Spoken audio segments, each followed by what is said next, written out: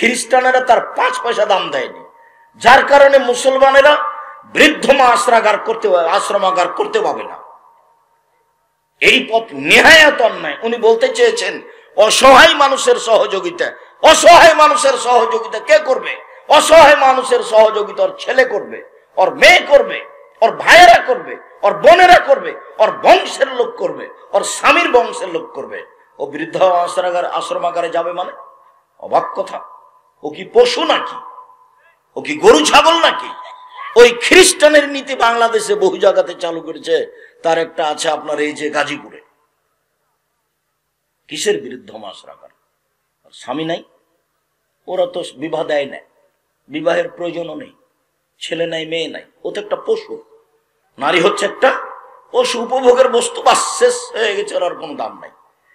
আর ইহুদি মনে করে যে এরা হলো ডাইনি, স্বামীকে খেয়ে নাই, এরা স্বামীর ক্ষতি করে।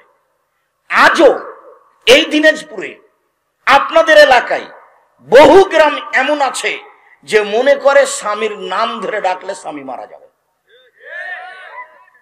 এই দিনাজপুরে আশেপাশের কোন গ্রামে এক রাতে ছিলাম, হেডমাস্টার আমাকে বলছে, আব্দুর রহিক সাহেব, বিছনা থেকে নিয়ে বারান্দা পর্যন্ত চট বিছানো আছে, কেন বলতে পারেন? চকি থেকে। ভাইজান আমি তা তো বলতে পারি না। বলে স্ত্রী মিলনের পরে পা যদি মাটিতে পড়ে তাহলে অভিশাপ হবে, আল্লাহ অভিশাপ করবেন। সেই জন্য পা যেন মাটিতে না পড়ে, তাই বিছানা থেকে নেমে চটের উপর দিয়ে হেঁটে স্যান্ডেল পায়ে দেবো, জুতা পায়ে দেবো, তাহলে আর পা মাটিতে পড়লো না। এই আশেপাশের কোন এক গ্রামের হেডমাস্টারের কথা নকল করছে। তো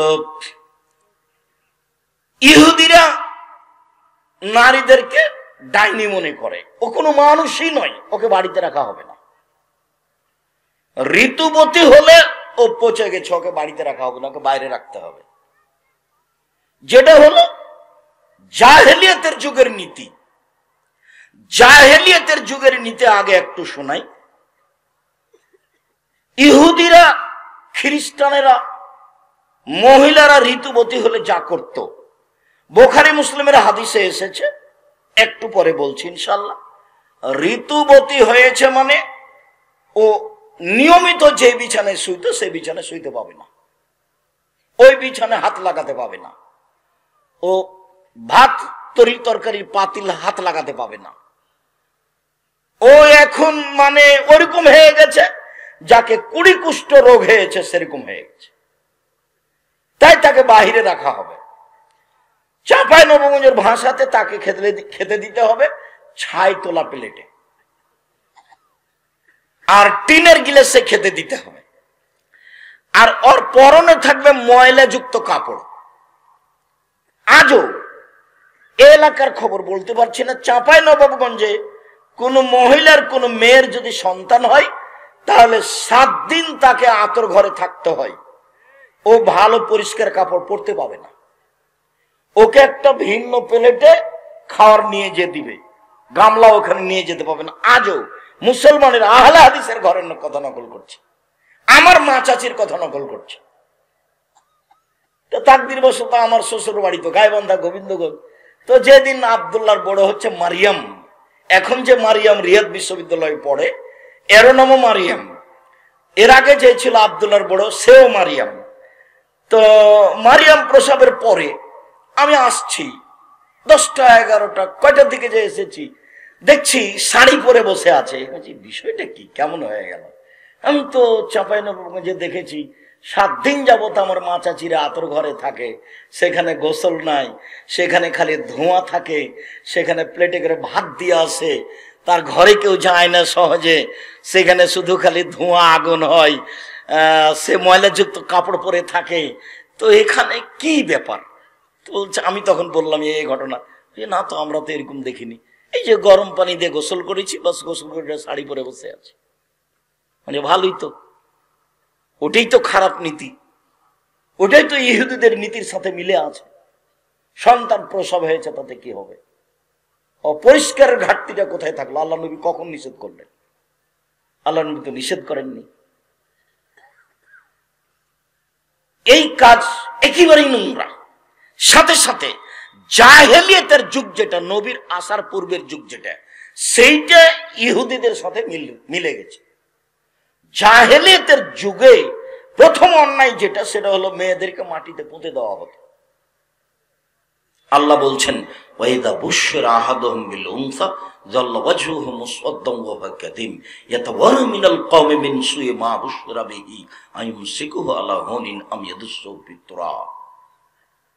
যখন কোন লোককে বলা হতো আপনার মেয়ে সন্তান জন্ম নিয়েছে, তখন তার মুখখান বিবর্ণ হয়ে যেত, মনে হতে যেন বিষ খেয়েছে। ও দোকানপাটে আর বসতো না। কেন? দোকানপাটে বসলেই বলবে, কিরে তোর নাকি বেটি হয়েছে, কি করবি, ডিপিএস খুল, না একটা গাভী কিন। মানে মেয়ে মানে বিপদ, তাই যায় না।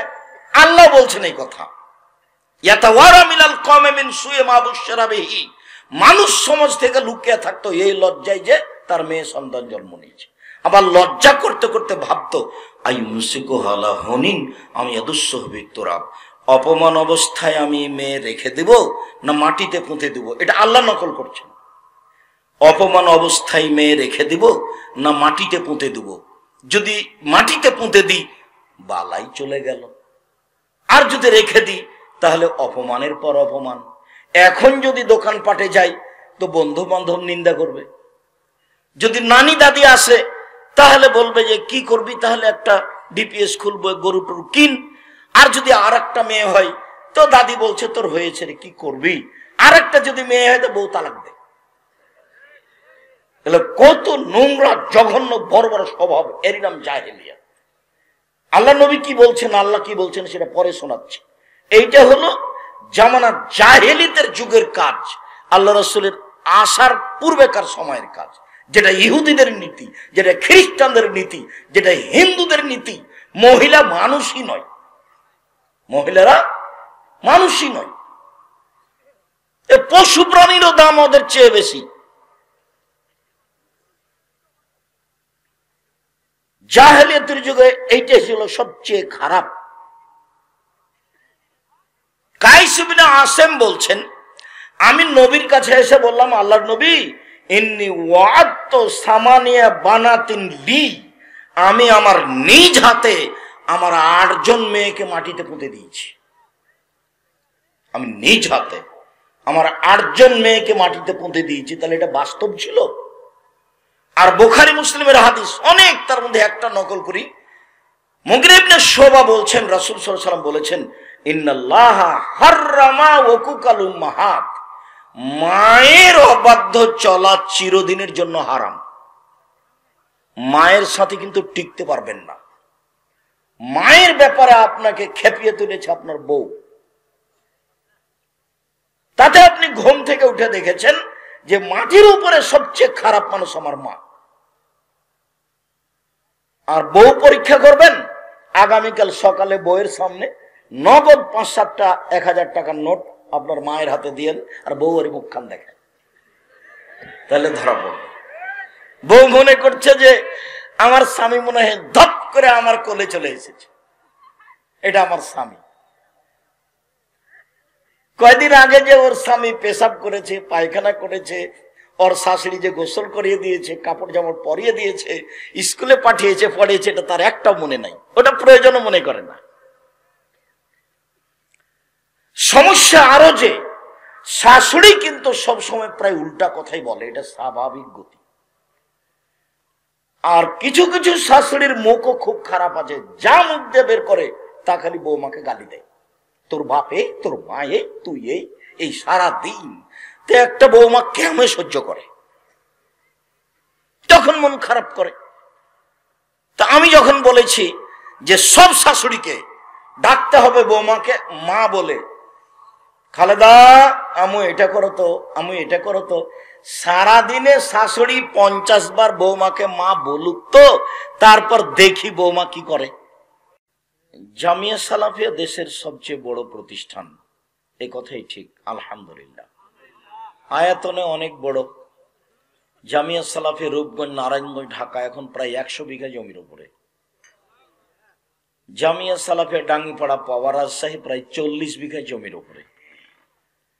জামিয়া সালাফিয়া মহিলা বিশ্ববিদ্যালয় যেটা রাজশাহী তানোর, সেটা প্রায় 60 থেকে 70 বিঘা জমির ওপরে, যার 40 বিঘা শুধু পুকুর, বড় বড় পুকুর। জামিয়া সালাফে যেটা দিনাজপুর আপনার বাড়ির পাশে, এটাও প্রায় 20 বিঘা জমির ওপরে। জামিয়া সালাফের চলমান বরিশালে আছে। জামিয়া সালাফের জন্য জমি আছে কুষ্টিয়ায়, ঝিনাইদহে, যশোরে, চট্টগ্রামে, ময়মনসিংহে, বগুড়ায়, ফেনীতে, বিভিন্ন জেলাতে আছে, যেগুলো সময়ের গতিতে চালু হয়ে যাবে ইনশাআল্লাহ। গাইবান্ধায় ওই কি একটা জায়গার নাম সেদিন গেছিলাম, বিভিন্ন জেলাতে জামিয়া সালাফিয়া চালু হচ্ছে। আমরা জাতির কল্যাণের জন্যই চেষ্টা চালিয়ে যাচ্ছি জামিয়া সালাফের নামে শিক্ষা প্রতিষ্ঠান গড়ে। সাথে সাথে আমাদের একটা জোরালো পরিকল্পনা আছে দেশ জুড়ে মক্তব পরিচালনা করা ইনশাআল্লাহ। সারা দেশ জুড়ে মক্তব পরিচালনা করার লক্ষ্যে সেখানে হবে শিক্ষা কার্যক্রম, সেখানে হবে দাওয়াতি কার্যক্রম। এটা হচ্ছে মৌলিক লক্ষ্য। জাতিকে পুনরায় তাদের নিজ সম্মানে ফিরে যেতে হবে, এই লক্ষ্যেই আমরা এই পদক্ষেপ নিয়েছি। জাতির যদি শিক্ষা এবং আকীদা আদর্শ পরিবর্তন না করতে পারি, যদি ভালো শিক্ষা দিতে না পারি, তাহলে তাদেরকে ফিরানো সহজ হবে না। যার কারণে শিক্ষা মান বাড়ানোর জন্য, মক্তব পরিচালনার জন্য ভালো ভালো বড় বড় বিদ্বান দিয়ে, যারা খুব ভালো প্রশিক্ষণ প্রাপ্ত এরকম শিক্ষক দিয়ে প্রশিক্ষণের ব্যবস্থা আছে। সারা বাংলাদেশের যারা মসজিদের ইমাম, যারা মসজিদের ইমাম হতে চায়, যারা মক্তবে পড়াতে চায়, তাদের ফ্রি প্রশিক্ষণের ব্যবস্থা আছে। জামিয়া সালাফে রাজশাহীতে যাবে ফ্রি, আসবে ফ্রি, খাবে ফ্রি, বই পুস্তক পাবে ফ্রি। এটা আলহামদুলিল্লাহ ব্যবস্থা করা আছে। আপনারা যাবেন, শিক্ষা অর্জন করবেন, বই পুস্তক নিয়ে আসবেন। আমরা চেষ্টা চালাচ্ছি কিভাবে জাতির পরিবর্তন ঘটানো যায়। আর জামিয়া সালাফিয়া শিক্ষা মানে সবচেয়ে ভালো উন্নত মানের শিক্ষাই। এই জন্য যে জামিয়া সালাফের শিক্ষক আছেন বাংলাদেশের বড় বড় বিদ্বান, ইন্ডিয়ার বড় বড় বিদ্বান, মদিনা বিশ্ববিদ্যালয়ের বড় বড় বিদ্বান, যারা জানুয়ারি থেকে ক্লাস নেবেন, মদিনায় থেকে যারা আছেন। তা আমরা শিক্ষা মানে ভালো শিক্ষক দেওয়ার চেষ্টা চালাচ্ছি। এর পিছনে অনেক খরচ আছে, প্রায় 32 লক্ষ টাকা অতীতে বেতন লেগেছে। এখন জানুয়ারি থেকে কত লাগবে তা এখনো আমার কাছে হিসাব আসেনি। আসলে আমি তখন আপনাদের সামনে পেশ করব। 32 লক্ষ টাকা মাসে বেতন লাগে। টিন মিস্ত্রি, রাজমিস্ত্রি, স্যানিটারি মিস্ত্রি, কত যে মিস্ত্রি আছে, ওদের প্রায় প্রতিদিন বিকালে 30,000 40,000 থেকে নিয়ে লাখের মতো বিল আসে প্রত্যেক দিন। আর প্রায় জমি কিনা, কিভাবে হচ্ছে তা আমি বলতে পারবো না। তবে জামিয়া সালাফিয়া কোনো বৈদেশিক পয়সা দিয়ে চলে না, জামিয়া সালাফিয়া কোনো সংস্থা দিয়ে চলে না, জামিয়া সালাফিয়া কোনো বিত্তশালী দিয়ে চলে না। জামিয়া সালাফিয়ার শিক্ষক রশিদ বই বাইরে ব্যবহার করতে পারবে না। জামিয়া সালাফিয়ার শিক্ষক কোনো জামিয়া সালাফিয়ার রশিদ দিনে বাইরে যেতে পারবে না, যাওয়াই নিষেধ, ওদের টাকা আদায় করাই নিষেধ। ওরা বাস পড়াবে সম্মান সহকারে, বাসায় যাবে, আহাল পরিবার নিয়ে থাকবে। কিভাবে প্রতিষ্ঠান চলছে এটা ভাববার বিষয় তাদের নয়। তবে দোয়া করার বিষয়ে সবাই, সারা দুনিয়ার পুরুষ নারী সবাই বলবে, আপনারাও বলবেন, আল্লাহ তুমি জামিয়া সালাফিকে কবুল করো। যেটা আমিও দিন রাত বলছি, আল্লাহ তুমি জামিয়া সালাফে কবুল করো। আর আমি আব্দুর রাজ্জাক বিন ইউসুফ, আমার ভুলের কারণে জামিয়া সালাফের ক্ষতি করো না, আমি এটা চাইনি। যদি আমার কোনো ভুল থাকে তাহলে সংশোধন করে দাও। আমি তোমাকে সন্তুষ্ট করার জন্য, জাতির কল্যাণের জন্য মাঠে নেমেছি। যে কোনো মূল্যে আমি সফল হবই হব ইনশাআল্লাহ। জামিয়া সালাফের 5,000 ছেলে মেয়ে পড়াশোনা করে, 300 জন শিক্ষক শিক্ষিকা রয়েছে। জামিয়া সালাফের 519 জন ইয়াতীম ও অসহায় আছে। বিশাল প্রতিষ্ঠান। দিন শিক্ষার জন্য জামিয়া সালাফে একটা পত্রিকা বের করা, আল ইতিসাম পত্রিকা। 12 জন বড় বড় মুফতি আছে। ফতোয়া বোর্ডে ফতোয়া পাস না হলে পত্রিকা আসবে না। বাংলাদেশের ব্যতিক্রম ভিন্ন ধরনের পত্রিকা মাসিক আল ইতিসাম পত্রিকা, যার ফতোয়া বোর্ড পরিচালনা আমি নিজে করি। আপনাদেরকে শুধু এজেন্ট নয়, বাংলাদেশের প্রত্যেকটা পুরুষ নারী, পৃথিবীর প্রত্যেকটা বাঙালিকে এর গ্রাহক হতে হবে। লক্ষ লক্ষ টাকা পয়সা খরচ করে পত্রিকা বের করছেন, তাকে 10 টাকা খরচ করে একটু পড়ে দেখবেন না? আপনি মনে রাখবেন, এমনি এটা হয় না, আমার আপনার টাকা দিয়ে হয়। কিভাবে আব্দুর রাজ্জাক সাহেব? বিদেশি টাকা নেন না, তারপর কোনো সংস্থা দিয়ে চলে না, দেশের বিত্তশালী দিয়ে চলে না, আবার সে শিক্ষক টাকা আদায় করতে চায় না, ছাত্ররা তো গাড়ি থামিয়ে টাকা আদায় করে প্রোগ্রাম করার কোনো প্রশ্নই আসে না। জামিয়া সালাফের রাজশাহীর সম্মেলনে এবছর খরচ হয়েছে 17 লক্ষ টাকা একটা প্রোগ্রামে। 17 লাখ টাকা খরচ হয়েছে একটা প্রোগ্রামে, যেটা 14-15 না 13-14, যেটা ইয়েতে রূপগঞ্জ নারায়ণগঞ্জে 13-14, রূপগঞ্জ নারায়ণগঞ্জে ব্যয়বহুল খরচের একটা সম্মেলন আছে, যাতে আলোচক বক্তা থাকবেন সৌদি আরব থেকে, বক্তা থাকবেন পাকিস্তান থেকে, বক্তা থাকবেন ইন্ডিয়া থেকে, আর বাংলাদেশ থেকে আমরা টুটা ফাটা আছি ইনশাআল্লাহ। আর আপনার এটা দিনাজপুরে কখন? 30-31 যাবেন সম্ভবত একদিন। আর ওইটা সবচেয়ে বড় প্রতিষ্ঠান, প্রায় 100 বিঘা জমির উপরে, যার একদিক থেকে একদিক 9 পয়েন্ট কম 1 কিলোমিটার পূর্বাচলে 21 নম্বর সেক্টরের সাথে লাগা, বাণিজ্য মেলার পিছনে। নিজস্ব সম্পদ দেখতে যাওয়া ভালো, সঠিক আকীদার নিজস্ব সম্পদ, যুগ যুগ ধরে, কাল কাল ধরে, কিয়ামত পর্যন্ত এক শ্রেণীর মানুষের সঠিক দাওয়াত দেওয়ার জায়গা হলো জামিয়া সালাফিয়া রূপগঞ্জ নারায়ণগঞ্জ ঢাকা, জামিয়া সালাফিয়া ডাঙ্গিপাড়া পবা রাজশাহী, জামিয়া সালাফিয়া তেঘরা বিরল দিনাজপুর, জামিয়া সালাফিয়া চট্টগ্রাম, জামিয়া সালাফিয়া বরিশাল, জামিয়া সালাফিয়া দেশের অন্যান্য জেলায় ইনশাআল্লাহ। সম্মানিত দিনী ভাই বোন, সাথে সাথে আরো কিশলয় পত্রিকা আছে, যেটা 3 মাসে চলে। আরবি পত্রিকা ছাড়া মাজাল্লা, সেটা 3 মাস পর পর চলে। আর অন্যান্য বই পুস্তক মাকতাবুল সালাফাত আছে। অনলাইন আল ইতেসাম টিভি আছে, অনলাইন আল ইতেসাম টিভি, নিয়মিত প্রশ্ন উত্তর পাবেন, যা আমরা মুখে বলে থাকি, জাতির সামনে বলে থাকি, পত্রিকা দিয়ে থাকি। অনলাইন আল ইতেসাম টিভি তো পাবেন। সেগুলো মানুষ হিসাবে চেষ্টা চালিয়ে যাচ্ছি। যেটা বলেছি, মনে বড় সাপ, এই দেশের মাটিতে আমি উন্নত মানের প্রতিষ্ঠান গড়বই ইনশাআল্লাহ, যেখানে ছেলে মেয়ে উন্নত মানের বাংলা, ইংরেজি, আরবি শিখে জাতির অন্যায়ের বিরুদ্ধে লড়বে, মুখে কলমে মিডিয়েই লড়বে ইনশাআল্লাহ। সেই দিনের অপেক্ষা আছে এবং সেই দিন বাস্তবায়ন করার জন্য মাঠে দিনরাত চেষ্টা চালিয়ে যাচ্ছি। তুমি সর্বশক্তিমান, তোমার শক্তির দরবারে আশাধারী হয়ে বলছি, মানুষ হিসাবে কোনো ভুল ত্রুটি থাকলে তুমি ক্ষমা করে দাও। যেই ভুল ত্রুটি দিয়ে জামিয়া সালাফের ক্ষতি হবে, এইটা চাই না, সেটা সংশোধন করে এই জামিয়া সালাফে তুমি কবুল করো, কিয়ামত পর্যন্ত কবুল করো। এক শ্রেণীর বিশ্বস্ত আমানতদার জ্ঞানী গুণী মানুষকে চিরদিন এই জামিয়া সালাফের অভিভাবক হিসাবে রেখে দাও। এটা তোমার দরবারে আমি দাবি জানাচ্ছি, তুমি এই দাবি কবুল করো।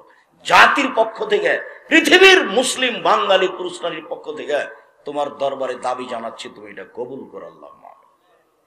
এই বৈঠকের জন্য অনেক পয়সা খরচ আছে, এমনি ওভাবে টাকা আদায় করা হবে না। জনগণ আপনাদের কাছে যাচ্ছে, 10 টাকা হলেও, 1000 টাকা, 500 টাকা হলেও আপনার সামনে দিয়ে যেন ফিরি না যায়, এটা আপনি চেষ্টা করবেন। ওরা যেন এরকম প্রোগ্রাম করতে কষ্ট না পায়। সম্মানিত দিনী ভাই বোন, আপনাদের 5000, 10,000, আমার 5000, 10,000, 2000, 1000 টাকা দিয়েই জামিয়া সালাফিয়া চলে, এটা আপনি মনে রাখবেন। ফেরেশতা দিয়ে চলেন না।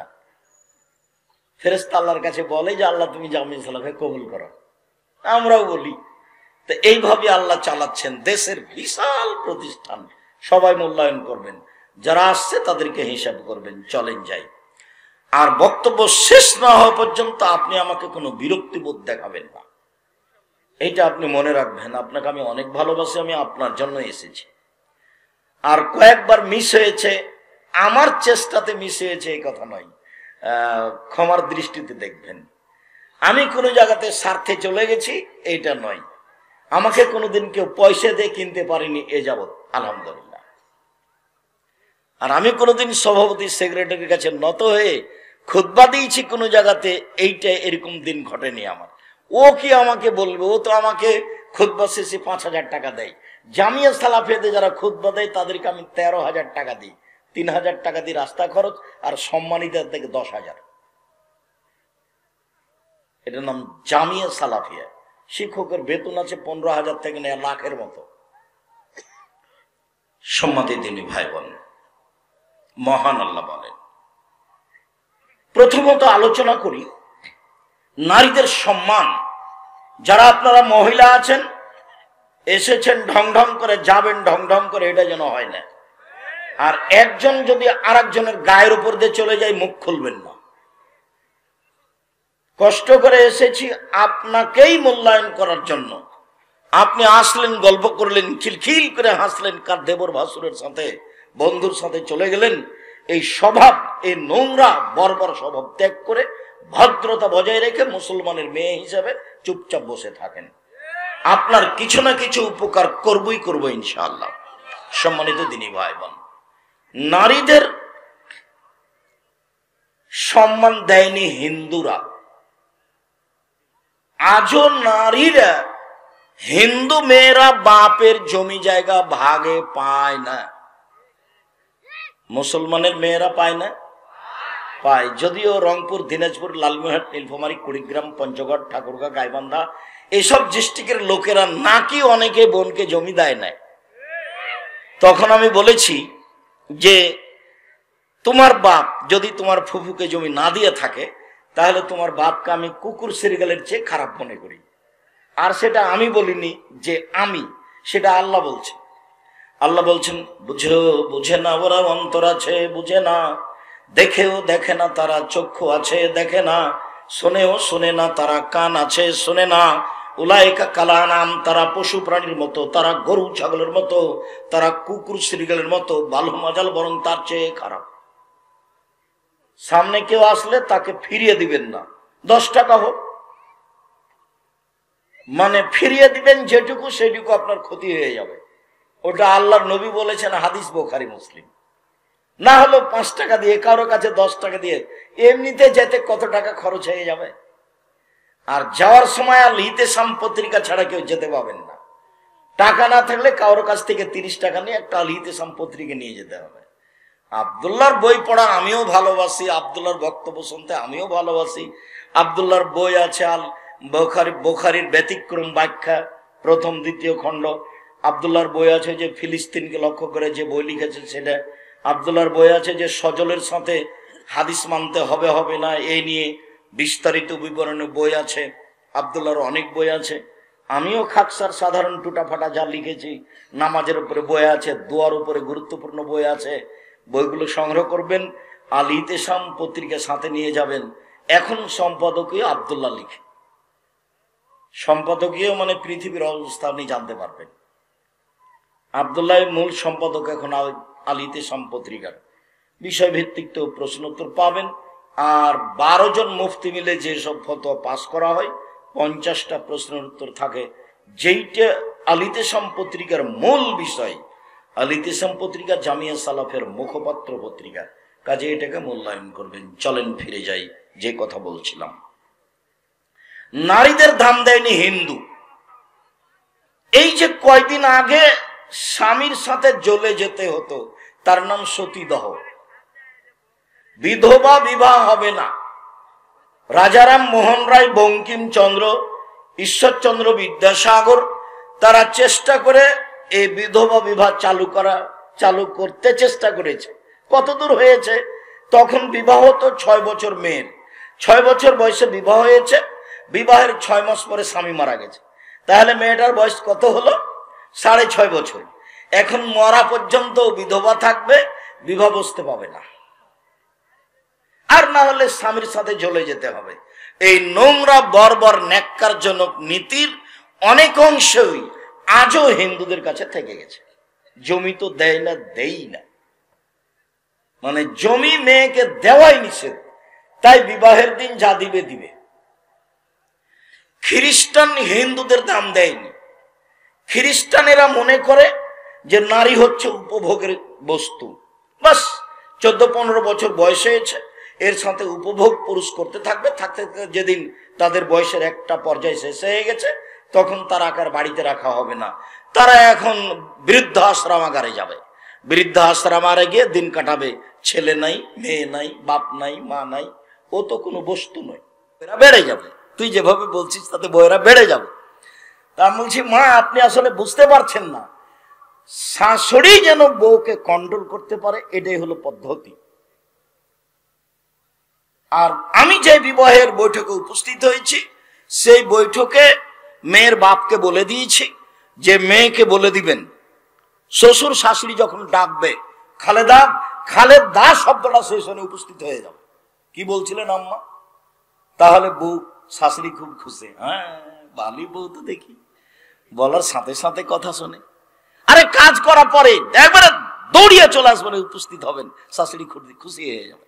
আর শাশুড়ি যদি বলে খালেদা, খালেদা, খালেদা, কোন যে দেখলে ঘরের বেটি, তার কোনো হিসাব নাই। দেখেন এখান থেকে শুরু হয়ে গেল। এখন শয়তান শাশুড়িকে বলছে যে তোর বৌমাতে একটা কথা শুনে না, শয়তান বলছে। এখন যখন দেখেছে যে শাশুড়ির মন খারাপ, তখন খালি দিন রাত স্বামীকে বলছে তোমার মা এরকম, তোমার মা এরকম, তোমার গালি দেয়, তোমার এই করে। শয়তান তখন বৌমাকে বলে যদি খালি সারাদিন তোর স্বামীকে বল, সারাদিন তোর স্বামীকে বল। একদিন স্বামী তখন সকালে উঠে বলছে যে তোকে তালাক দিয়ে দিলাম, তুই আমার মাকে মানবি, তোকে তালাক দিয়ে দিলাম। ওই তালাক দে, এক্ষুনি চলে যাবো তোর বাড়ি থেকে, তোর বাড়িতে থাকবো না, তালাক দে না। তখনও সামলাতে না পারে তালাক দিয়ে দিয়েছে। যখন তালাক দিয়ে দিয়েছে তখন এখন বুদ্ধি, দুটা ছেলে আছে যে, দুটা মেয়ে আছে যে, খুব চিন্তা করছে আহারে ভুল হয়ে গেল, কি করা যায়। পাশের ইমামকে জিজ্ঞাসা করেছে, তখন বলেছে এক রাতের জন্য বিবাহ দিতে হবে। ইন্না লিল্লাহি ওয়া ইন্না ইলাইহি রাজিউন। বলে পথ তো চলো যে আব্দুর রাজ্জাক সাহেবকে জিজ্ঞাসা করো। বলে না, বহাল আছে সংসার, তবে তালাক একটা হয়েছে। এক বৈঠকে 1000 তালাক দিলে এক তালাকই হবে। এই শয়তানের এগুলো হলো কাজ। খুব সাবধান, মুখ খারাপ ভাবে ব্যবহার করতে পারবে না শাশুড়ি, খারাপ ব্যবহার করতে পাবে না বৌমা, খারাপ ব্যবহার করতে পাবে না স্বামী, পাবে না স্ত্রী, নইলে শয়তান ওদেরকে একবার পাগল বানিয়ে দেবে। শয়তানের কাজই হলো খারাপ করে দেখানো। বলছিলাম সম্মানিত দিনী ভাই বোন, জাহেলিয়াতের যুগের মানুষেরা নারীদের দাম দেয়নি, একেবারেই দেয়নি। তার একটা ঘটনা তো দেখালাম, ওরা জীবিত মাটিতে পুঁতে দিত। আর একটা ঘটনা দেখাই, এখন কিন্তু স্ত্রী, স্বামী মারা গেলে স্ত্রীকে কয়দিন থেমে থাকতে হয়? 4 মাস 10 দিন। তো স্ত্রীর জন্য 4 মাস 10 দিন শোক পালন এর সময়, আর একজন মুসলমান আর একজন মুসলমানের জন্য শোক পালনের সময় 3 দিন। আর বাংলাদেশে ছিল নেত্রীর পক্ষ থেকে 40 বছর পরেও সারা জীবন। অবাক নীতি। তাই আল্লাহ দেখিয়েছেন, সময় হলো 45 মিনিট। 15 বছর পরেও ফেরাউন ডুবে গেছে। 15 বছর পরেও, 1500 বছর পরেও ফেরাউন ডুবে গেছে। 1500 বছর পরে। জুলুমের ফলাফল ধ্বংস, জুলুমের ফলাফল ধ্বংস, ইহকালেও পরকালেও। ফেরাউনের ইহকালও গেছে, ফেরাউনের পরকালও গেছে। মানুষ বাহিরে জেলে মানুষকে পাথর দিয়ে বেঁধে সাগরে ডুবিয়ে দিয়ে তার পরকাল রক্ষা হবে, ধর্ম এমন বোকা নয়, অন্তত ইসলাম এরকম নয়। এমন মানুষের ইহকালও গেছে, এমন মানুষের পরকালও গেছে। সম্মানিত দিনী ভাই বোন, জাহেলিয়াতের যুগের একটা নীতি বুখারী মুসলিম থেকে হালকা ভাবে পেশ করে আলোচনায় চলে যায়। সেটা হলো এই যে এখন একজন স্বামীকে শোক পালন করতে হয় 4 মাস 10 দিন। জাহেলিয়াতের যুগে স্বামী মারা গেলে শোক পালন করতে হতো 1 বছর। 1 বছর যেইভাবে থাকবে, এটা ইহুদিদের নোংরা নীতি। সেটা হলো বাড়ির পিছন দিকে একটা কুঁড়ে ঘর করে দিতে হবে, তার নাম হিপস, আরবিতে হিপস, হাফাসত। হিপস মানে কুঁড়ে ঘর। সেই কুঁড়ে ঘরে একাও থাকবে। ছাইতলা প্লেটে তাকে খাবার দিতে হবে, টিনের গিলাসে তাকে খেতে দিতে হবে। আর পরনে যেটা কাপড় থাকবে সেটা ময়লা কাপড় থাকবে। ও এখন কুষ্ঠ রোগওয়ালা মানুষের মতো মহিলা। যেটা এদেশে চাঁপাই নবাবগঞ্জে আতর ঘরে দেখা দিয়েছে। এগুলো হলো নারীকে অপমান করার নীতি। 1 বছর এভাবে থাকবে, 1 বছর কি 2-1 মাস, তারপরেও পবিত্র হওয়ার, এখন ভালো নারী বলে গণ্য হওয়ার অনেক নীতি আছে, যেই নীতি বুখারী মুসলিম থেকে প্রমাণিত। আপাতত এখন আর বললাম না। এইবার নারীদের অবস্থা ইহুদিদের কাছে, নারীদের অবস্থা খ্রিস্টানদের কাছে, নারীদের অবস্থা হিন্দুদের কাছে, নারীদের অবস্থা জাহেলিয়াতের যুগে নকল করার পরে, সংক্ষিপ্ত বলার পরে এবার আল্লাহ তাআলা বলেন, এবার শুনেন। আল্লাহ তাআলা বলেন, আমিন আয়াতিহান খালাকালাকুম ফুসাকুম আজওয়াজান লিতাসকুনু ইলাইহা। পৃথিবীর মানুষ তোমাদের পাশ থেকেই, তোমাদের স্ত্রীদেরকে সৃষ্টি করেছে, যেখানে তোমরা শান্তি পাবা, তৃপ্তি পাবা। ওয়াজালা বাইনাকুম মাওদাতা রাহমা, দুইজনের মাঝে আল্লাহ করে দিয়েছেন চরম আকারের ভালোবাসা। একজন আর একজনকে ছেড়ে 5 মিনিট থাকতে রাজি নয়। পিছনে কুঁড়ে ঘরে রেখে দাও তো বহু দূরের কথা। একসাথেই খাবে, একসাথেই উঠবে, একসাথেই বসবে, একসাথেই থাকবে।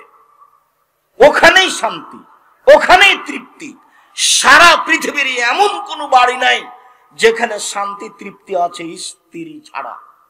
এমন কোনো খাওয়ার ব্যবস্থা নেই যেখানে শান্তি তৃপ্তি আছে স্ত্রী ছাড়া। এ কথা আল্লাহ বলছে। এইটাকে স্থায়ী বহাল রাখার জন্য আল্লাহ বলছেন, নিসাউকুম হারসুল লাকুম ফাতু হারসাকুম আন্না শাইতুম। পৃথিবীর মানুষ তোমাদের স্ত্রী তোমাদের জমি, পৃথিবীর মানুষ তোমাদের স্ত্রী তোমাদের ক্ষেত। তোমরা তোমাদের জমিতে আসো, তোমরা তোমাদের খেতে আসো তোমাদের ইচ্ছা মতো।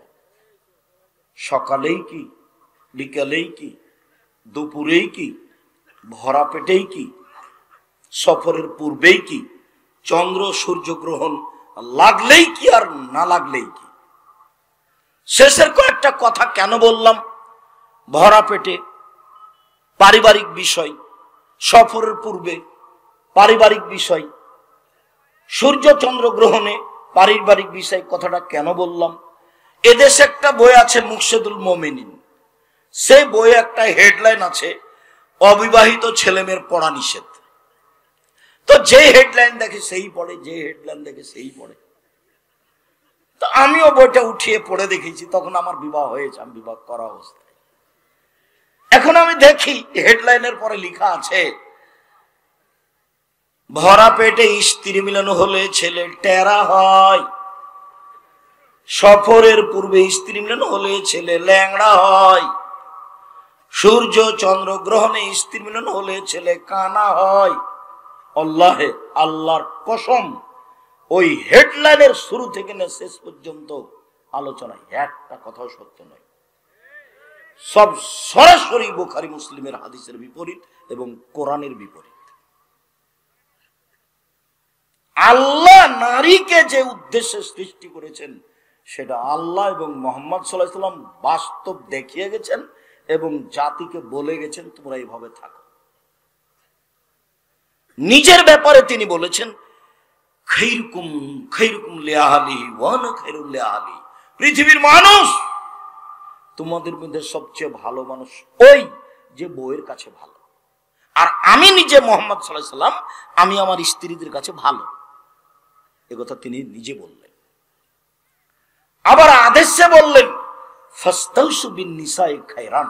পৃথিবীর মানুষ নারীর কোনো কথা শুনে ওর কোনো কর্ম দেখে খেপে যায় না, সব সময় তাকে ভালো উপদেশ দিও, এটা করো, এটা করা ভুলই হয়েছে, আচ্ছা এটা না করাই ভালো, আচ্ছা দেখো তো এভাবে কথা না বলে পারা যায় কিনা।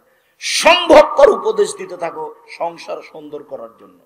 ঋতু অবস্থায় বাহিরে ফেলে রাখা তো বহু দূরের কথা, আসছে কয়েকটা কথা। এইভাবে আল্লাহ বলছে।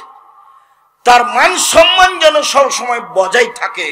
তাই জাহেলিয়াতের নীতিকে তীব্র নিন্দা করে বলছেন, অকারনা ফি বুয়ুতিকুন্না ওয়ালা তাবাররাজনা তাবাররুল জাহিলিয়াতিল উলা। হে মুসলিম মহিলা, তোমরা বাড়িতে থাকো। বেগম রোকেয়া যেটা বলেছে সেটা ভুল বলেছে। বেগম রোকেয়ার একটা অনেক নোংরা কথার একটা কথা শোনাই। কথার কথা, দিনাজপুর পার্বতীপুর ট্রেন স্টেশনে, পার্বতীপুর ট্রেন স্টেশনের স্টেশন মাস্টার প্ল্যাটফর্মে হাঁটতে হাঁটতে দেখছেন এক জায়গাতে সামিয়ানা পাল দিয়ে ঢাকা আছে অনেকগুলো কিছু, তো বস্তার মতো মনে হচ্ছে। তো পা দিয়ে লাথি মেরে মেরে দেখছে কিসের বস্তা, গুলো কিসের বস্তা, মনে করছে এগুলো কিসের বস্তা, ধানের বস্তা। তো বেগম রোকেয়ার এই অবরোধ বাসিনী বইয়ের বিরুদ্ধে আবার বই লেখা হয়েছে এতদিন পরে। রংপুরের মহিলাই লিখেছে, গাইবান্ধা গোবিন্দগঞ্জ আব্দুল্লাহ রাম্মা, কেন হবো অবরোধ বাসিনী। আপনি বিস্তারিত পড়ে দেখেন, কেন হবো অবরোধ বাসিনী। না তো আমরা তো অবরোধ বাসিনী নই, ও ভুল লিখেছে। আমরা তো ইচ্ছা মতো মায়ের বাড়ি যেতে পারি, বাপের বাড়ি যেতে পারি, প্রয়োজনে বাইরে যেতে পারি, ডাক্তারের কাছে যেতে পারি, হজ করতে যেতে পারি, আত্মীয় স্বজনের বাড়ি যেতে পারি। যেভাবে আল্লাহ যেতে বলেছেন সেভাবে যাব, আমাদের মর্যাদা রক্ষা হবে, এটুকুই তো। কেন আমরা এই সামিয়ানার নিচে লুকিয়ে থেকে লাথি খাবো, এরকম তো আল্লাহ বলেননি। আল্লাহ বলছেন, ইয়া আইয়ুহান নবী কুল্লি আজওয়াজিকা বানাতিকা নিসাইল মুমিনিনা ইউদনিনা আলাইহিন্না মিন জালাবিবিহিন্না। মুহাম্মদ সাল্লাল্লাহু আলাইহি সাল্লাম, আপনি আপনার স্ত্রীদেরকে, জনগণের মেয়েদেরকে, মহিলাদেরকে বলে দেন, ওরা যখন বাড়ি থেকে বের হবে তখন পর্দা করে বের হবে। ব্যাস, এই তো হলো। বেগম রোকেয়া যা বলেছে সেটাই হবে। আল্লাহ বলছেন যাক, যাবে। আল্লাহ বলছেন, অকুল্লিল মুমিনাত ইয়াগযুজনা মিন আবসারিহিন্না ওয়া ইয়াহফাজনা ফুরুজাহুন্না ওয়া লা ইউবদিনা যিনাতাহুন্না ইল্লা মা যাহারা মিনহা। মুহাম্মদ সাল্লাল্লাহু আলাইহি সাল্লাম, আপনি মহিলাদের বলে দেন তারা যেন চক্ষু নিচু করে চলে। ওদের উপরে আদেশ, মহিলাদের উপরে। মুহাম্মদ সাল্লাল্লাহু আলাইহি সাল্লাম, আপনি মহিলাদের বলে দেন তারা যেন লজ্জাস্থান হেফাজতে রাখে, জেনায় লিপ্ত না হয়। ওদের বলে দেন ওরা যখন বাড়ি থেকে বের হবে তখন যেন পর্দা করে বের হয়, আর বুকের ওপরে আরো যেন একটা অতিরিক্ত কাপড় ব্যবহার করে। তবে এমনিতে যা প্রকাশ হওয়ার তা হতে পারে, এমনিতে যা প্রকাশ হওয়ার তা কি হতে পারে? প্রয়োজনে কবজি পর্যন্ত খোলা যেতে পারে, প্রয়োজনে মুখমণ্ডল খোলা যেতে পারে, প্রয়োজনে পায়ের পাতার উপর দিক খোলা থাকতে পারে। এ হলো এমনিতে যা প্রকাশ পায়। সৌন্দর্য ঢেকে রাখতে হবে। যাদের সাথে খোলা যাবে তা স্বামী, শ্বশুর, বোনের ছেলে, ভাইয়ের ছেলে, ধারাবাহিক চলছে, কোরআন মাজিদে উল্লেখ আছে। যে কোনো মানুষের সাথে কথা বলতে পাবে। আল্লাহ বলছেন, ওয়াইদা সাআলতুমুহুন্না ফাসআলুহুন্না মিন ওরাই হিজাব। পৃথিবীর মানুষ, তোমরা মহিলা মানুষ, মহিলা মানুষের সাথে কথা বলো পর্দা করে, অন্তরাল থেকে। প্রয়োজন হলে বলো। দীর্ঘ সময়, লম্বা সময় আয়েশা রাদিয়াল্লাহু তাআলা আনহা জাতির সামনে ধর্ম দিয়ে গেলেন। যখনই পৃথিবীর মানুষের কারো সমস্যা হতো, ফতোয়া জিজ্ঞাসা করার জন্য, নিখুঁত ফতোয়া পেতে হলে মানুষকে কোথায় যেতে হচ্ছিল? আয়েশা রাদিয়াল্লাহু তাআলা আনহার কাছে। তখন তিনি জাতির সামনে কথা বলেছেন, পর্দা করে বলেছেন। আজও পর্দা করে মহিলা অপর পুরুষের সাথে কথা বলবে প্রয়োজনে। আল্লাহ তাদের মান সম্মান এইভাবে একটার পর একটা রক্ষা করেন। এবার চলেন দেখি কাছাকাছি দু একটা নারীদের মর্যাদা হাদিসে দেখাই, আপনি অবাক হয়ে যাবেন, শুনেই অবাক হবেন। আনাস রাদিয়াল্লাহু তাআলা আনহু বলেন, আল্লাহর নবী বলেছেন, মান আলা জারিয়াতাইনে হাতা তাবলুগা, কেউ যদি দুইটা মেয়ের লালন পালন করে যুবতী হওয়া পর্যন্ত, দুইটা মেয়ে, ফাজা ইয়াউমুল কিয়ামা হুয়া ওয়া আনা হাকাদা, তাহলে আমি আর ওই পিতা বিচারের মাঠে জান্নাতে থাকবো এইভাবে। ও দাম্মা আসাবেহু, তর্জনী আর মধ্যমা আঙ্গুল দুইটাকে জমা করে দেখালেন এইভাবে। দুইটা মেয়ের যে লালন পালন করেছে সে আর আমি মুহাম্মদ সাল্লাল্লাহু আলাইহি ওয়াসাল্লাম জান্নাতে এইভাবে থাকবো। দুনিয়া একদিকে দিয়ে দিলে এই কথার সমমানের কথা আর কোথাও খুঁজে পাবেন না। এভাবে থাকবে ও আর আমি। চলেন আরেকটা। আবু সাঈদ খুদরি রাদিয়াল্লাহু তাআলা আনহু বলেন, রাসূল সাল্লাল্লাহু আলাইহি সাল্লাম বলেছেন, মান আলা সালাসা বানাতিন, কেউ যদি তিনটা মেয়ের লালন পালন করে, এখন তিনটা মেয়ের ব্যাপারে কথা শুরু হয়ে গেল। এক, ফাসবারা আলাইহিন্না, ধৈর্য ধারণ করে তিনটি মেয়ের লালন পালন করলো। ওয়া আদাবাহুন্না, তাকে শিষ্টাচার শিখিয়ে দিল।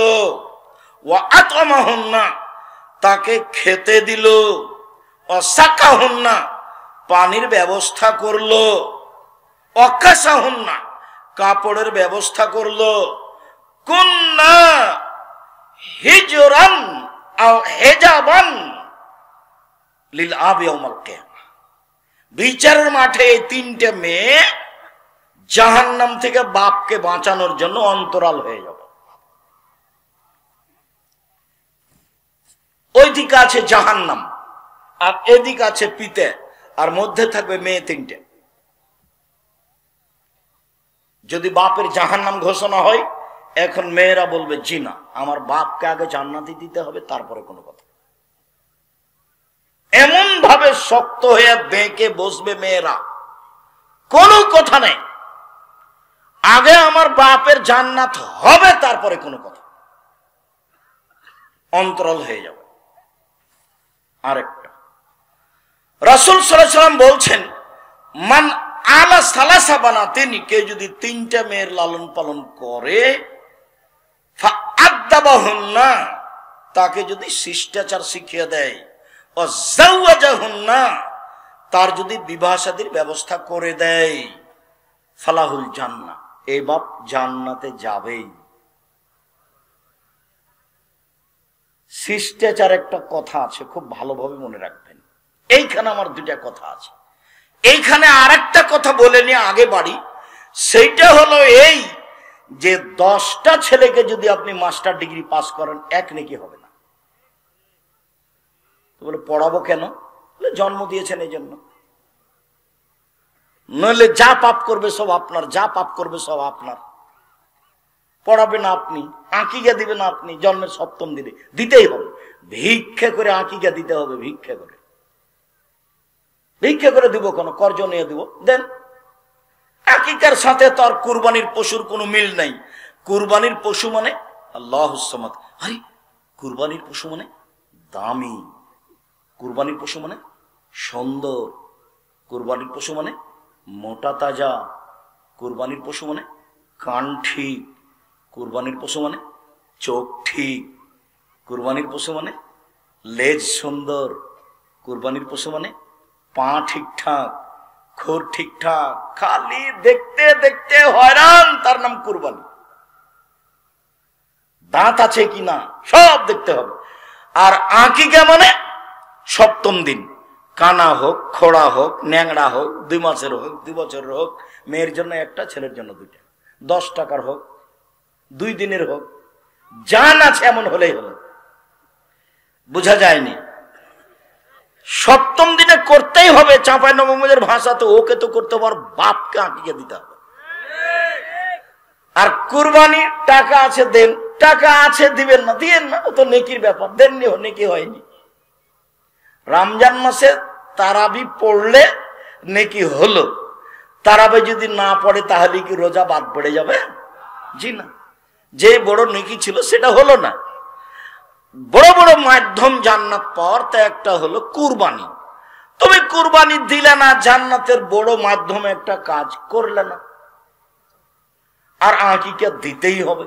7ম দিনে মাথা নেড়ে করতে হবে। ডাক্তার বললেও বলেছে না, যে জি না, করতেই হবে, নবী বলেছে। 7ম দিনে ভেড়া ভেড়ি, ছাগল ছাগি, দুম্বা দুম্বি, গরু নয়, উট নয়, আকিকা দিতেই হবে। মাথা নেড়ে করে চুল সমপরিমাণ রূপা সমমূল্য ফকিরকে দান করে দিতে হবে। সপ্তম দিনেই নাম রাখতে হবে সুন্দর, সুন্দর নাম। লিটন, কণা ফানা এগুলো একটা চলবে না। নবীদের নাম আর আল্লাহর গুণবাচক নাম, নবীদের নাম আর আল্লাহর গুণবাচক নাম। আপনি যে বাপ, এটা আপনার পরিচয় থাকা উচিত যে আমি বাপ। আপনি তো আর পশু প্রাণী নন, গরু ছাগল নন। আপনি যে পশু প্রাণী নন, গরু ছাগল নন, এগুলো তার প্রমাণ। সপ্তম দিনে আকিকে দিয়েছেন, সুন্দর নাম রেখেছেন, এটা আপনি বাপ, তার প্রমাণ।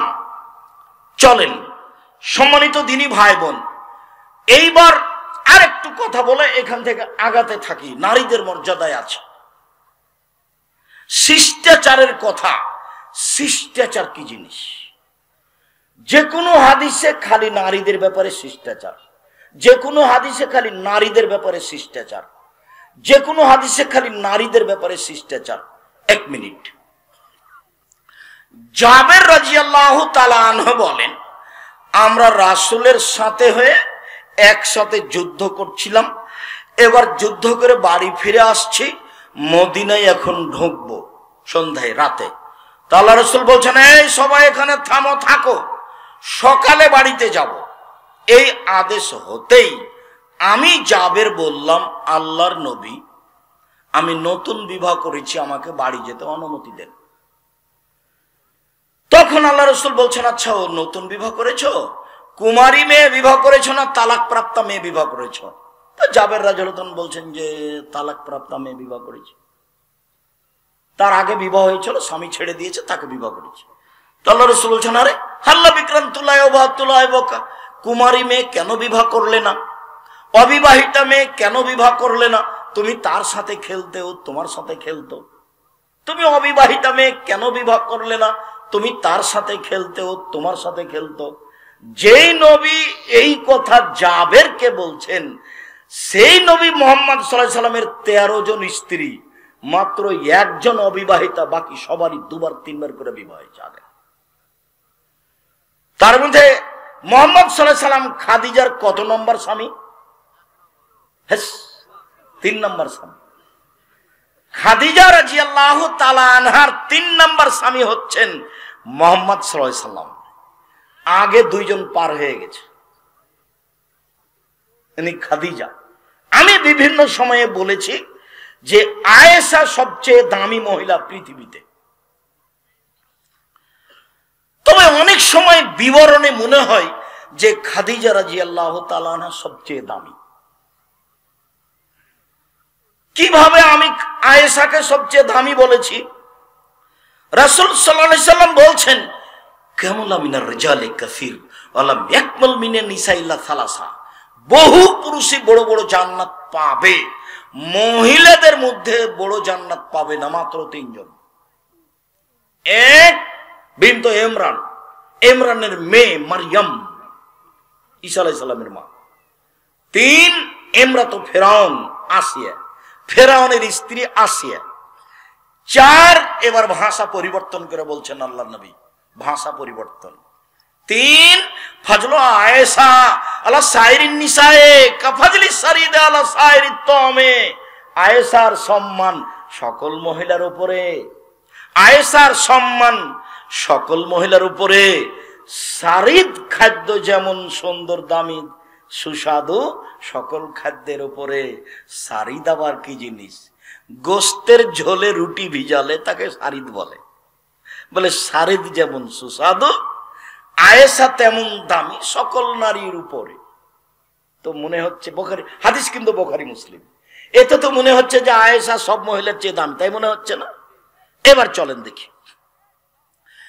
আবু হুরায়রা রাদিয়াল্লাহু তাআলা আনহু বলেন, যা জিবরাইল এলান নবী সাল্লাল্লাহু আলাইহি সাল্লাম। জিবরাইল এবার আল্লাহর নবীর কাছে আসলেন। কথা জিবরাইলের, এই চলে,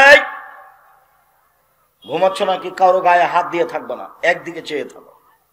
উপস্থিত বৈঠকের মুসলিম বোন, এই মেয়ে কথা বলছো কেন? শতবার তোমাকে বলা হলো এদিকে খেয়াল করো। সব সময় গল্পে ব্যস্ত থাকো, কোনো শরম হয় না কেন? তোমার একটা মহিলা মানুষ, লজ্জা হয় না কেন? চুপচাপ থাকো, এদিকে খেয়াল করো। সম্মানিত দিনী ভাই বোন, যারা আপনারা এখানে এসেছেন কিছু দিন ধর্ম জানা ও বুঝার জন্য, আমি আপনাদেরকে মূল্যায়ন করার জন্য আন্তরিকভাবে অনুরোধ জানাচ্ছি। দেখুন, জিবরাইল বলছেন, আবু হুরায়রা বিবরণ দ্বারা জিবরাইল আমাদের নবীকে বলছে, মুহাম্মদ হাজি খাদিজা, এই যে খাদিজা, আতাত ইলাইকা, আপনার কাছে আসছেন, এই যে খাদিজা আপনার কাছে আসছেন, মাহু এনাউন, তার সাথে আছে একটা পাত্র, বাটি, ফিহে এদামুন ওয়া তা'মুন, তাতে আছে রুটি, তাতে আছে তরকারি, তাতে আছে খাদ্য, তাতে আছে তরকারি। এই যে খাদিজা আপনার কাছে আসছেন, মানে খাদিজার স্বামীর কাছে একটু খাদ্য এবং একটু তরকারি নিয়ে আসছেন। সব সময় স্ত্রী স্বামীর বিষয়টি ভাববে, খাদ্য, পানি, কাপড় চুপড় সবকিছু পরিষ্কার রাখা। সব সময় স্ত্রী স্বামীকে সুন্দর করে গোছগাছ করে রাখার প্রাণপণে চেষ্টা করবে, তার নাম স্ত্রী। তাকে তার দিন ধর্ম নিয়ে ভাববে স্ত্রী, তার খাদ্য পানি নিয়ে ভাববে স্ত্রী, তাকে কি করে দিলে সে খুশি হবে এবং মনের দিক দিয়ে শান্তি তৃপ্তি পাবে, এই নিয়ে ভাববে সব সময় স্ত্রী। দেখুন, খাদিজা একটা বাটি হাতে করে আসছে, যাতে আছে খাদ্য, যাতে আছে তরকারি। ফাইজাহাতাত ইলাইকা, শুনেন মুহাম্মদ সাল্লাল্লাহু আলাইহি ওয়াসাল্লাম, জিবরাইল বলছেন কথাগুলি। কে বলছেন? জিবরাইল। খাদিজা যখন আপনার কাছে চলে আসবে, তখন এক নাম্বার কথা, ফাকরা আলাইহা সালামা মিন রাব্বিহা মিন্নি, আপনি তাকে সালাম দেন এই বলে যে, খাদিজা আল্লাহ তোমাকে সালাম দিয়েছে। তারপরে বলবেন, খাদিজা জিবরাইল তোমাকে সালাম দিয়েছে। তারপরে বলবেন, ও বাশশিরহা বিবাইতিন ফিল জান্নাহ, স্বর্ণ চাঁদি দিয়ে তৈরি জান্নাতে একটা উন্নত মানের ঘর তৈরি করা হয়েছে তার জন্য, এটা বলে দেন, যাতে কোনো হইচই নেই, যাতে কোনো কষ্ট কলেশ নেই, এগুলো বলে দেন। জিবরাইল কাকে বলছেন? মুহাম্মদ সাল্লাল্লাহু আলাইহি সাল্লামকে। এক, ওই যে খাদিজা আপনার কাছে আসছে। দুই, তার কাছে একটা বাটি আছে। তিন, বাটিতে আছে খাদ্য তরকারি। চার, ও যখন আসবে তখন তাকে বলবেন যে, খাদিজা আল্লাহ তোমাকে সালাম দিয়েছে। তারপরে বলবেন, খাদিজা জিবরাইল তোমাকে সালাম দিয়েছে। তারপরে বলবেন, খাদিজা তোমার জন্য জান্নাতে একটা ঘর তৈরি করা হয়েছে স্বর্ণ চাঁদি হীরা মুক্তা মাণিক্য দিয়ে, যেখানে কোনো হইচই নেই, কষ্ট ক্লেশ নেই। এতদূর পর্যন্ত খাদিজার হলো। এবার আয়েশা চলেন। আয়েশা রাদিয়াল্লাহু তাআলা আনহা বলেন, আল্লাহর নবী বলছেন, আয়েশা হাজা জিবরাইল, এই যে জিবরাইল, জিবরাইল তোমাকে সালাম দিল। আয়েশা এখন বলছেন, ওয়া আলাইহিস সালাম ওয়া রাহমাতুল্লাহ, জিবরাইলকেও সালাম, তার উপরে আল্লাহর রহমত নাযিল হোক। হুয়া ইয়ারা ফালা নারা, মুহাম্মদ তো জিবরাইলকে দেখতে পান, আমরা তো দেখতে পাই না। মুহাম্মদ তো জিবরাইলকে বুঝতে পারেন, আমরা তো বুঝতে পারি না। এক বিছানে তিনজন, এক লেপের নিচে তিনজন, আয়েশা, আল্লাহর নবী, জিবরাইল। এক খাটের উপরে তিনজন, আয়েশা, জিবরাইল, জিবরাইল, মুহাম্মদ সাল্লাল্লাহু আলাইহি ওয়াসাল্লাম। এবার দেখি কিছু বুঝতে পারলেন কি না। জিবরাইল সালাম দিল, এই কথা আল্লাহর নবী বলছেন। কাকে বলছেন? আয়েশাকে। আল্লাহর নবী বলে দিচ্ছেন যে, আয়েশা তোমাকে জিবরাইল সালাম দিল। আর আগের ব্যাপারে বলেন তো, জিবরাইল বলছেন আল্লাহর নবীকে। এক, কে সালাম দিল? আল্লাহ। দুই, জিবরাইল। তিন, জান্নাতে একটা ঘর। এবার দেখেন তো দামি কে? খাদিজা রাদিয়াল্লাহু তাআলা। তাই মনে হচ্ছে না? দামি মহিলা। মহিলাদের সম্মান অনেক বেশি। তো জাবের রাদিয়াল্লাহু তাআলা আনহুকে আল্লাহর নবী বললেন, অবিবাহিতা মেয়ে কেন বিবাহ করলে না? তুমি তার সাথে খেলতেও, তোমার সাথে খেলতো। জাবের রাদিয়াল্লাহু সুন্দর করে শুনে থাকার পরে জবাব দিচ্ছেন, শোনেন, আমার আব্বা উহুদের যুদ্ধে মারা গেছেন 9টা মেয়ে রেখে, আমার 9 জন বোন আছে। আমার আব্বা, এই ছেলে একদিকে চেয়ে থাকো, কথার যেন 19-20 না হয়। আমার আব্বা মারা গেছেন 9 জন মেয়ে রেখে, আমার 9 জন বোন আছে।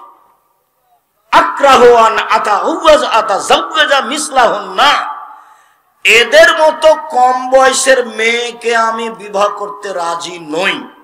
অনেক বর্ণনা এসেছে বুখারী, খারকা, এদের মতো কম বুদ্ধির মেয়েকে আমি বিবাহ করতে রাজি নই 4টা কারণে। এক, লিতুআল্লিমাহুন্না, আমার স্ত্রী যেন আমার বোনদেরকে বিদ্যা শিখাতে পারে। 2, লিতুআদ্দিবাহুন্না, আমার স্ত্রী যেন আমার বোনদেরকে শিষ্টাচার শিখাতে পারে। 3, লিতুরাজ্জিলাহুন্না, আমার স্ত্রী যেন আমার বোনদের মাথার চুল চিরুনি করে সাজগোজ করে রাখতে পারে। 4, লিতাকুমা আলাইহিন্না, আমার স্ত্রী যেন আমার বোনদের উপরে পাহারা দিতে পারে, সেই জন্য বেশি বয়সের মেয়ে বিবাহ করেছি। 1, বিদ্যা শিখাবে মা ছেলে মেয়েকে। 2, শিষ্টাচার শিখাবে মা ছেলে মেয়েকে। 3, কাপড় চুপড় পরিষ্কার করে সুন্দর করে সাজগোজ করে রাখবে মা ছেলে মেয়ের। 4, ছেলে মেয়েকে পাহারা দিবে মা। তাহলে মা হলো ছেলে মেয়েদের জন্য পাহারাদার, গার্ড, পাহারাদার।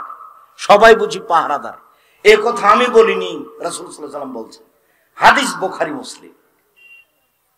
জাবের রাসূলের সামনে নকল করছেন।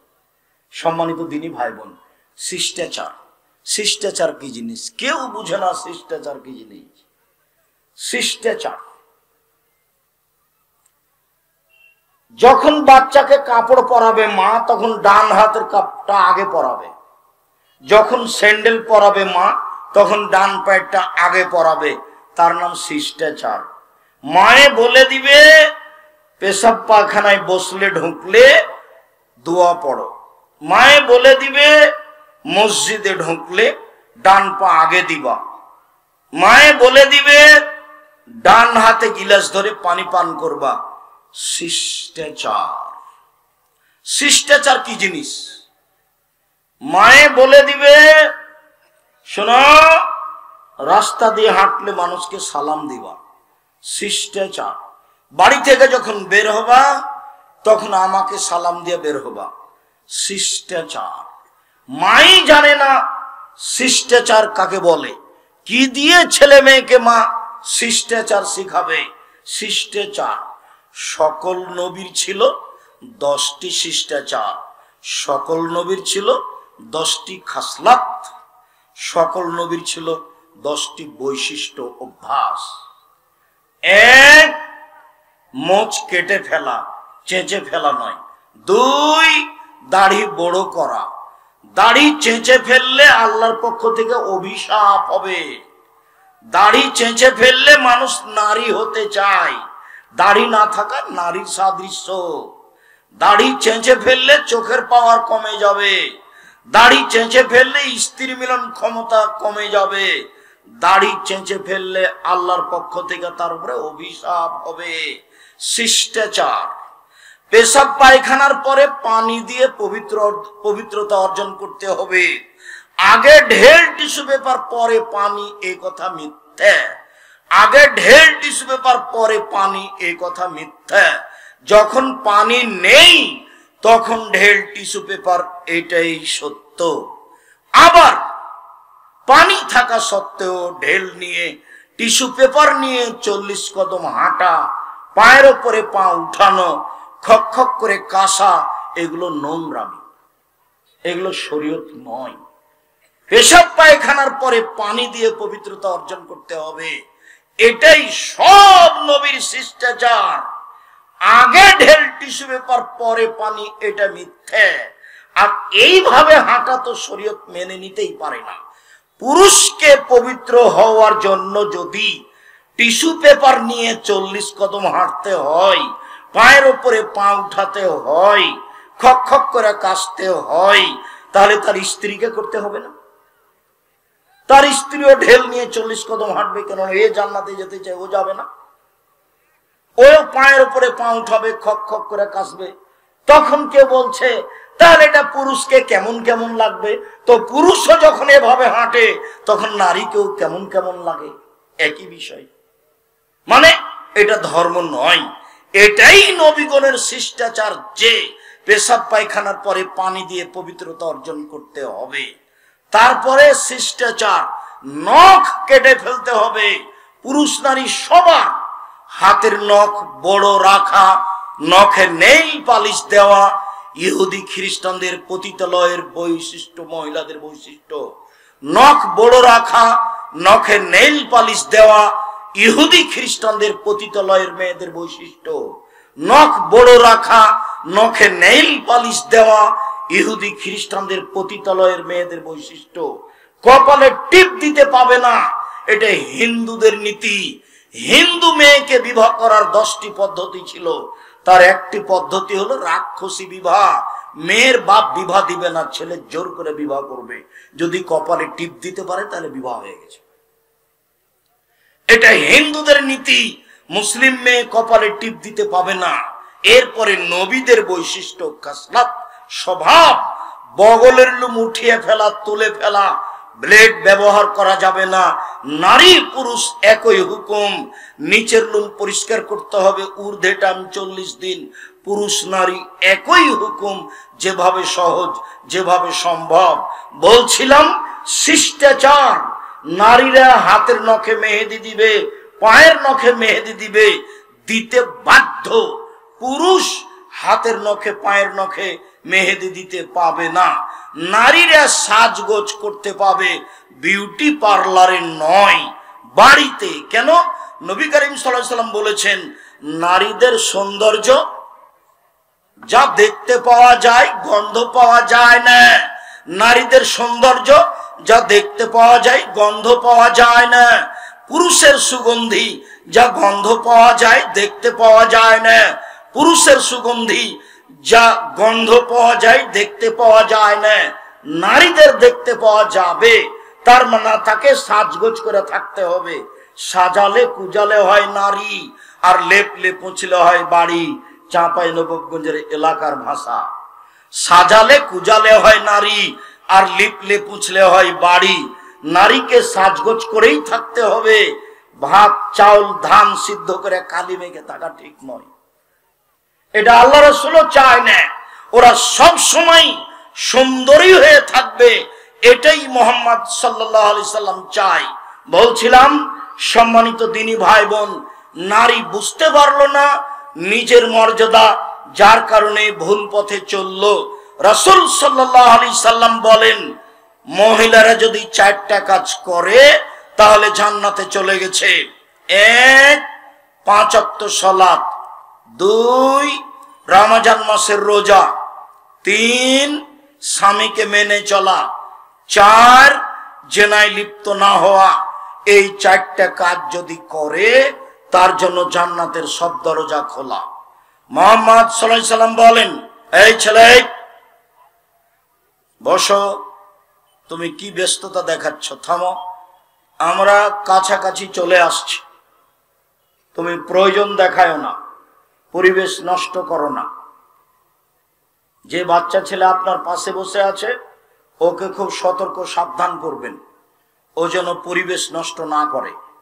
আমরা অল্প সময়ের মধ্যেই আলোচনার শেষের দিকে চলে যাব, কাজেই বিরক্তিবোধ আমাকে দেখাবেন না, আপনি ধৈর্যের পরিচয় দিবেন।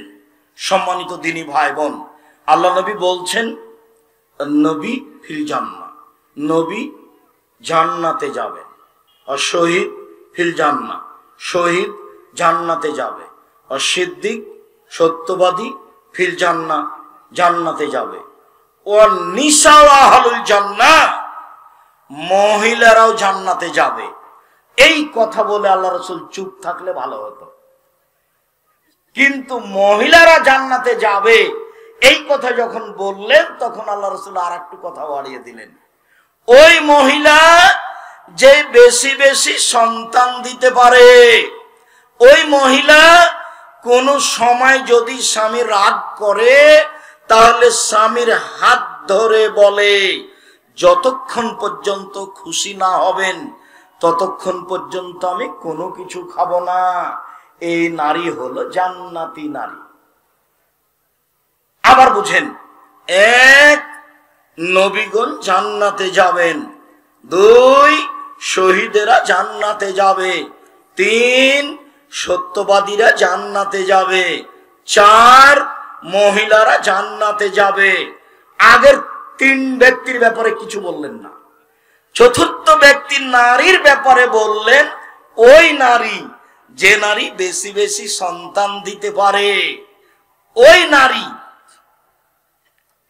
যে নারী স্বামী অসন্তুষ্ট হলে হাতে হাত রেখে বলে, যতক্ষণ পর্যন্ত আপনি খুশি না হবেন ততক্ষণ পর্যন্ত কোনো কিছু খাবো না, এ নারী জান্নাতি নারী। রাসূল সাল্লাল্লাহু আলাইহি ওয়াসাল্লাম বলেন, খায়রুন নিসায়ে, পৃথিবীতে সবচেয়ে দামি নারী ওরা। এই যে আমার হাতাথু, স্বামী আদেশ করলে পালন করে।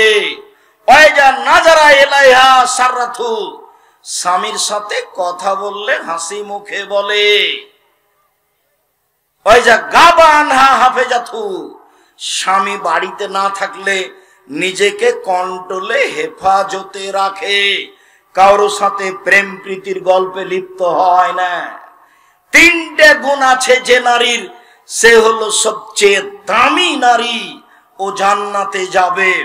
এক, স্বামী আদেশ করলে পালন করে, দুই, স্বামীর সাথে কথা বললে হাসি মুখে বলে, তিন, স্বামী বাড়িতে না থাকলে নিজেকে কন্ট্রোলে রাখে। মনে থাকবে না? থাকবে তো? রাসূল সাল্লাল্লাহু আলাইহি সাল্লাম বলেন, আদ-দুনিয়া কুল্লুহা মাতা ওয়া খায়রু মাতা'id দুনিয়াল মারাতু সালিহা, সারা পৃথিবী সম্পদ, সবচেয়ে দামি সম্পদ হলো নারী। নারীদের মর্যাদা ইহুদি দেয়নি, খ্রিস্টান দেয়নি, হিন্দু দেয়নি, জাহেলিয়াতের যুগ দেয়নি। যাওয়ার সময় একটা বই দেখবেন, বইয়ের নাম কেন এই নির্যাতন কি তার প্রতিকার। বইয়ের নাম কি? কেন এই নির্যাতন কি তার প্রতিকার। আমরা নির্যাতিত কেন, পথ কোনটা হতে পারে যাতে করে মান ফিরিয়ে পাবো। আর একটা বই ছিল, সম অধিকার নয় মর্যাদা চাই, সম অধিকারের দাম নাই, ওটা আমরা চাই না, আমাদের মান মর্যাদা ফিরিয়ে চাই, সেটা আমাদের প্রয়োজন। শুনুন, রাসূল সাল্লাল্লাহু আলাইহি সাল্লাম বলেন, আরবাউন লিসাদা, চারটে জিনিস আছে যার, সুখময় জীবন তার। চারটে জিনিস আছে যার, সুখময় জীবন তার। চারটে জিনিস নেই যার, দুঃখময় জীবন তার। এক, আল মারাতুস সালিহা, ভালো স্ত্রী যার, সুখময় জীবন তার। আমার মুখের ভাষা নয়, কার মুখের ভাষা? মুহাম্মদ সাল্লাল্লাহু আলাইহি সাল্লামের। ভালো প্রতিবেশী যার, সুখময় জীবন তার। প্রতিবেশীর ঠেলা তো বুঝতে পারেন না, যারা জানে তারা বুঝে। প্রতিবেশীর এক বাচ্চা ছেলে ভাত খাওয়ার পরে প্লেটের পানিটা এভাবে চালিয়ে দিয়েছে, তো প্রতিবেশীর বাড়ির দেওয়ালে গিয়ে লেগে গেছে। এই যে লেগে গেল, একবারে বস্তির মহিলা হয়ে ঝগড়া লেগে গেল, এমন কিছু বলল। বস্তির মহিলা মানে ঝগড়াতে সবচেয়ে যেটি বেশি খারাপ কথা বলতে পারবে, তখনও হলো জয়। যখন ঝগড়া থেমে যায় তখনও বলে, যাক মন ঠান্ডা করে বলেছি, যাক কলিজা ঠান্ডা করে বলেছি, বলেছি তো মনটা ঠান্ডা হয়েছে, বলেছি তো মনটা একবারে সহৎ হয়ে গেছে, খুশি হয়েছি। তো অত কিছু বলেছে কেন? প্রতিবেশীর বাচ্চাটা প্লেটের পানি দেওয়ালে দিয়ে দিয়েছে, সেই জন্য তো ভিজে গেছিল, তো এতে কি হলো গালি দিয়ে? প্রতিবেশীর ছাগলের সিম গাছটা কেটে দিয়েছে, সেই জন্য এত গালি। তো গালি দিয়ে কি সিম গাছ ফিরিয়ে পাওয়া গেল? ভালো স্ত্রী যার সুখময় জীবন তার, ভালো প্রতিবেশী যার সুখময় জীবন তার। 3 আলমারকাবুল হানি, ভালো বাহন যার, ভালো গরুর গাড়ি যার সুখময় জীবন তার, ভালো সাইকেল যার চেন পড়ে না সুখময় জীবন তার, ভালো ভুটভুটি যার চাকা নষ্ট হয় না সুখময় জীবন তার, ভালো গাড়ি যার যেখানে সেখানে চাকা নষ্ট হয় না সুখময় জীবন তার। 4 আল বাইতুল ওয়াসে, প্রশস্ত ঘর, মেহমান 10-12 জন বসতে পারবে, খেতে দিতে পারবে, এইরকম প্রশস্ত ঘর যার সুখময় জীবন তার। 4টে জিনিস আছে যার সুখময় জীবন তার। 1 ভালো স্ত্রী, 2 ভালো প্রতিবেশী, 3 ভালো গাড়ি, 4 প্রশস্ত ঘর। শুনুন, রাসূল সাল্লাল্লাহু আলাইহি সাল্লামের গোলাম সাওবান বলছেন যে লাউ আলিম তো আইয়ু শাইইন আফজাল মানাত্তাকে যাও, যদি আমরা জানতে পারতাম সবচেয়ে উত্তম সম্পদ কোনটি, যাতে যাকাত লাগে না, সঞ্চিত সম্পদ, তাহলে সঞ্চয় করতাম। যদি জানতাম সবচেয়ে উত্তম সম্পদ কোনটি, যাকাত লাগে না, তাহলে সঞ্চয় করতাম। তখন রাসূল সাল্লাল্লাহু আলাইহি সাল্লাম বলছেন, পৃথিবীর মানুষ শুনে রেখো, আফজালহু, সবচেয়ে দামি সম্পদ 1 লিসানুন যাকির, ওই জিহ্বা যে জিহ্বা বলতে পারে সুবহানাল্লাহ, আলহামদুলিল্লাহ, আল্লাহু আকবার, এই জিহ্বা হলো দামি সম্পদ। 3 কালবুল শাকির, যে অন্তর অল্পতেই খুশি, আল্লাহ জিয়া দিয়েছে আলহামদুলিল্লাহ, যে চাকরি পেয়েছি আলহামদুলিল্লাহ, যে ব্যবসা করছি আলহামদুলিল্লাহ, অল্পতেই খুশি যেই, তার অন্তর সবচেয়ে দামি। 3 যাওজাতুন তুইনুহু আলা দীনিহি, যে স্ত্রী স্বামীকে দিনের উপরে সহযোগিতা করতে পারে। আজান হয়েছে, উঠো, আজান হয়েছে, উঠো, এই যে আমি পানি গরম করে নিয়ে এসেছি অজু করার জন্য, এ দেখেন মেশক আছে এখানে, ব্রাশ আছে এখানে, পেস্ট আছে এখানে, উঠেন, আজান হয়ে গেছে, উঠেন। দিনের উপরে সহযোগিতা করতে পারে। বড় একটা মাছ বিকাল 2টার সময়তে, কি ব্যাপার, তুমি তো খালি হাতে গেছিলে, টাকা নেওনি, এত বড় মাছ কিভাবে কিনে নিয়ে এলে স্কুল থেকে ফিরে আসার সময়তে? আরে বলিস না, চুপ থাক, তুমি বলো না কি ঘটনা। ও এক ছেলে ফর্ম ফিল আপের টাকা দিয়ে গেল 3000, তো ওখান থেকে 1000 রেখে 2000 নিয়ে চলে এসেছি, দিয়ে বাজারে উঠে সবচেয়ে বড় মাছ নিয়ে এসেছি, খেতে গেল। শোনো,